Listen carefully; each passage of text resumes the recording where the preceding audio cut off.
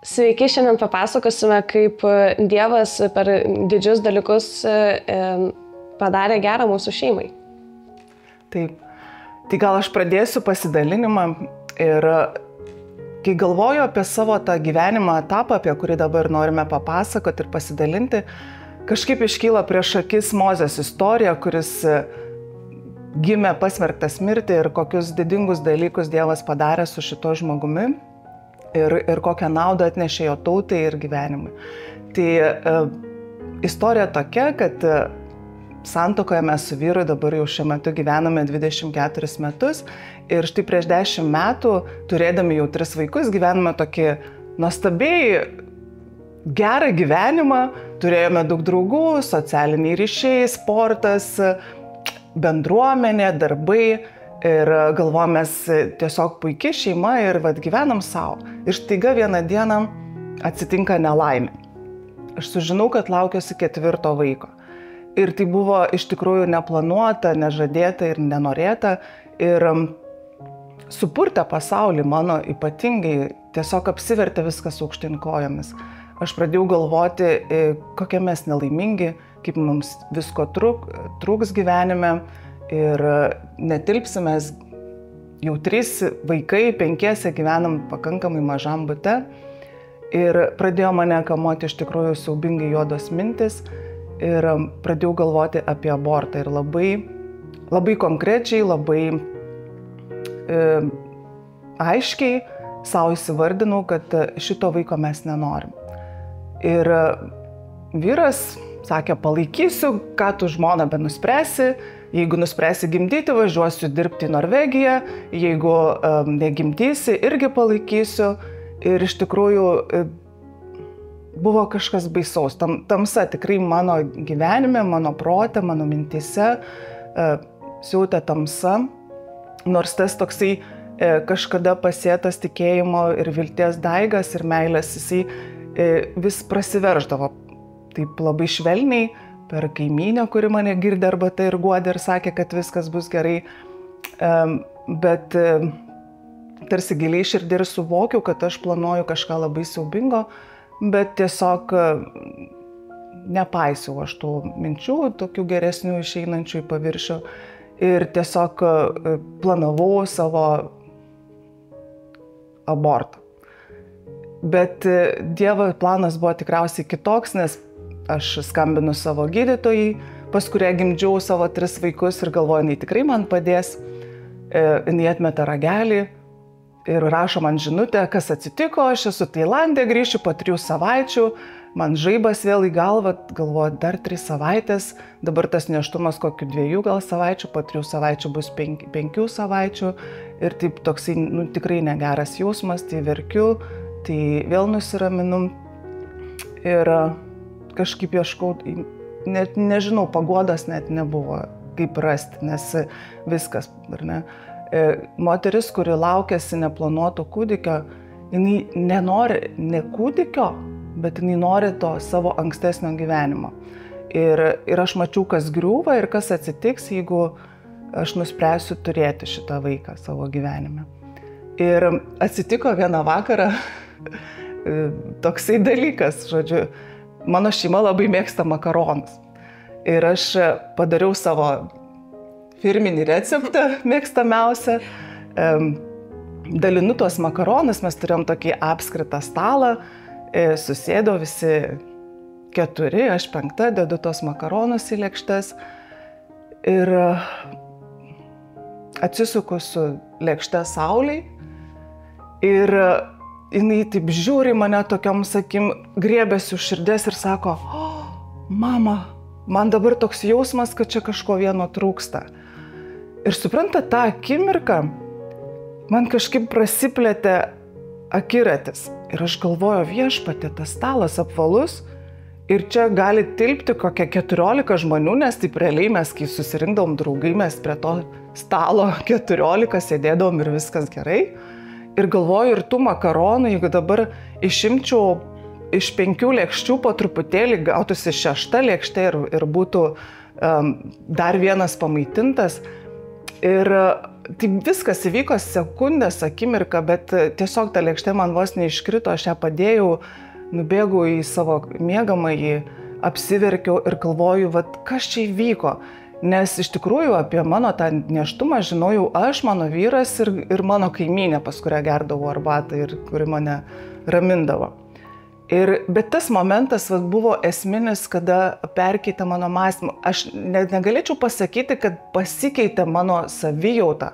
Iš tikrųjų, iki nėštumo pabaigos jaučiausi labai blogai ir apetito nebuvo ir tokia depresyvi ta nuotaika buvo visą laiką.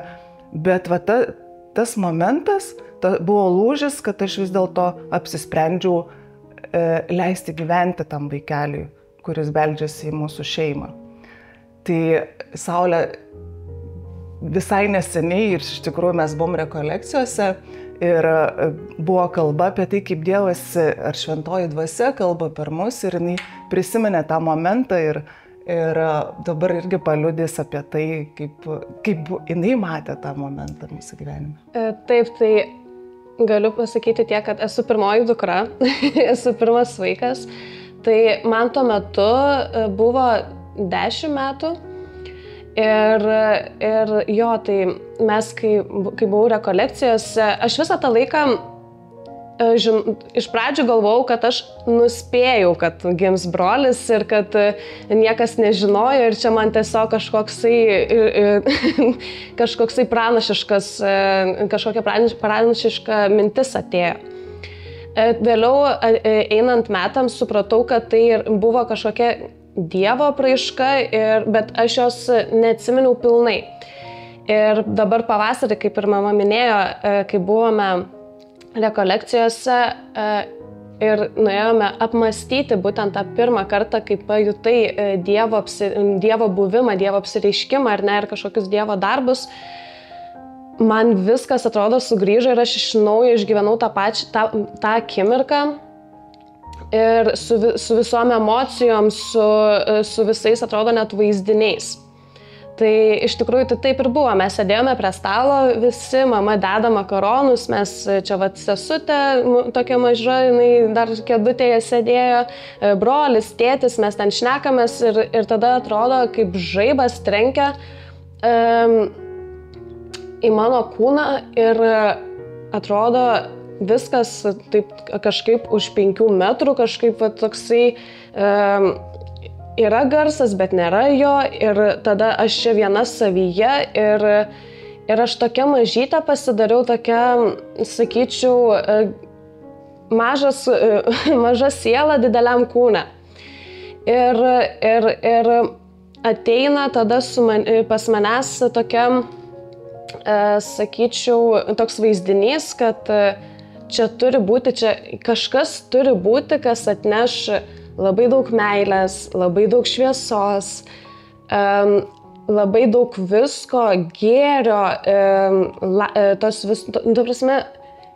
pilnatvės, taip visiškos pilnatvės. Ir staiga tai yra atimama. Ir tuo momentu tokia tuščia pasijutau, galėčiau sulyginti tą visą jausmą, kaip įsivaizduokite, esat bedugniai, visiškai bedugniai ir ten kažkur aukštai matote tokią mažą šviesulį, ar ne? Tai tokią tuštumą ir pajutau. Ir tuo momentu supratau, kad, ta prasme, mane tai išgąsdino, labai išgąsdino.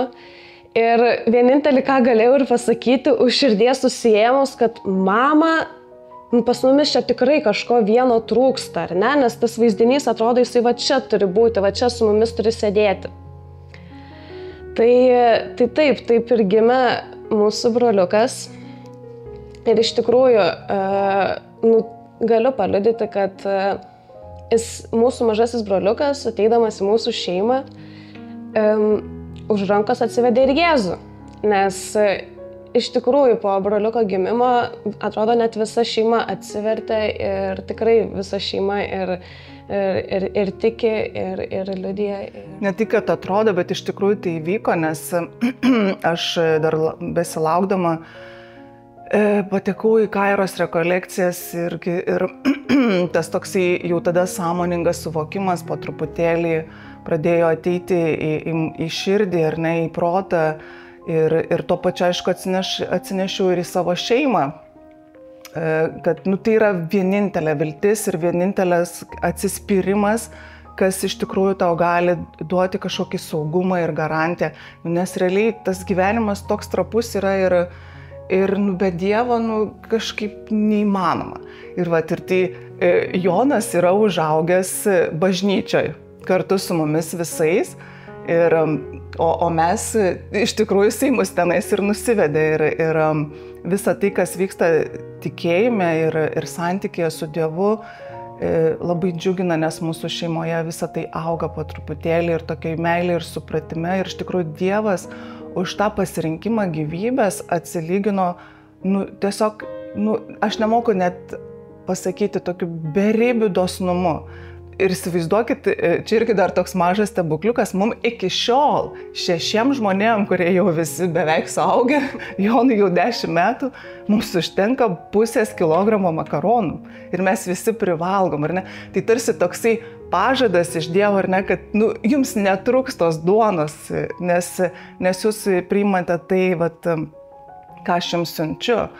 Ir buvo ir atgailos momentai, iš tikrųjų, prisimenu, kaip po gimimo, kai jau gimė Jonas, mes su vyru turėjom galimybę 2 savaitės pabūti 3, ar ne, tos didesniuosius pasėmė močiutę pagloboti ir iš tikrųjų mes žiūrėjom į tą kūdikį, adoravom jį ir vienas kito klausėm, ką mes norėjom padaryti. Ir labai dėkojom Dievui, kad tai neįvyko ir tai per saulę kažkaip mums, ar ne, davė tą tokį atspirties tašką. Tai Dievas daro nuostabius dalykus iš beviltiškų situacijų ir dabar laukiant Advento, aš vis galvoju apie mergelę Mariją. Tikriausiai irgi buvo didžiulis šokas priimti tą Dievo valią ir lauktis kūdikio, būnant vienišai ir žinant žydų tradiciją, ar ne, kas kaip pasmerkiama moteris dėl neištikimybės, bet jinai priėmė tą Dievo valią ir kokius nuostabius dalykus ir darbus ir atpirkimą Jėzus mes turime šiandien. Ačiū Dievui.